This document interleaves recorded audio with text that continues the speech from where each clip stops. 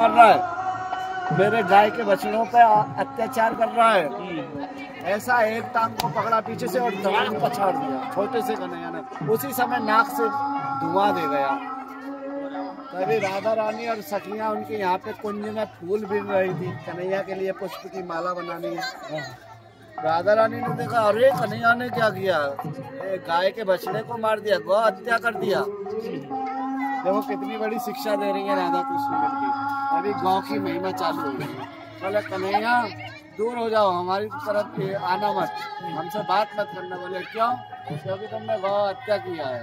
बोले राधे को राक्षस, बोले जो भी है गौ के रूप में था ना, राक्षस था लेकिन है तो गौ के रूप में था, इसलिए तुमको सारे तीर्थों में जाना पड़ेगा। जितने भी पृथ्वी का तीर्थ है सब में स्नान करके। बोला मैं ब्रज से बाहर नहीं जाता, सारे तीर्थों को यही बुला लेता। बोला ऐसा भी कर सकते हो। तब ये कृष्ण कुंड बनाया बांसुरी से और सभी तीर्थों को आह्वान किया। गंगा जमुना नर्मदा कावेरी प्रयाग सब उपस्थित हो जल स्वरूप में, मैं आपके ऊपर स्नान करूंगा।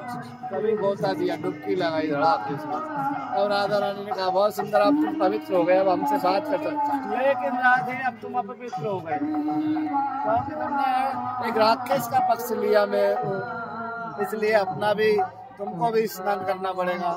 तो बोला आपके पाप वाले जल में तो हम स्नान करने वाले नहीं है कन्हैया, तुम बहुत चतुर हो, हमें अपना पाप लगाना चाहते हो, इसलिए आपके पाप वाले जल में हम स्नान नहीं करेंगे, हम अलग से राधा कुंड बनाएंगे। तो राधा रानी ने कंगन उतारा, अपनी चूड़ी उतारी और चूड़ी से बड़ी सुंदर तरीका से चौकोर रूप में राधा कुंड का निर्माण कर दिया।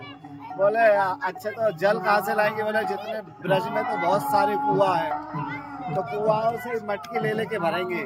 तो इधर देखेंगे आप एक एक दो दो कदम पे इतने कुआं है, इतने कुआं है। अभी भी मैं आपको गिनती करा सकता हूँ कि 2 कदम चलने पे ही कुआं मिलेगा। 2 कदम जिस गली में आप जाओगे, अभी सब दबा दिए हैं। मैंने अपनी आंखों से हजारों कुओं को दबाते हुए देखा है। यहीं पे एक कुआं गोपी कुआं है, यहाँ पे हमारी गली की तरफ ही 2 कुएं थे, उनको दबा दिया। एक चूड़ी वाला गोपाल घाट के पास में कुआं था, वो भी दबा दिया। तो सब कुओं से भर रहे थे। तो राधा कृष्ण को दया आई, सभी देवताओं को बोला राधा कुंड में जल स्वरूप में विराजमान हो जाओ। सभी मेड़ तोड़ के वो जो आप छिंद छिंद देख रहे हैं उसको उससे पार हो गए, राधा कुंड में चले गए सभी 33 कोटि देवता। और राधा रानी ने सखियों ने मिलकर स्नान किया।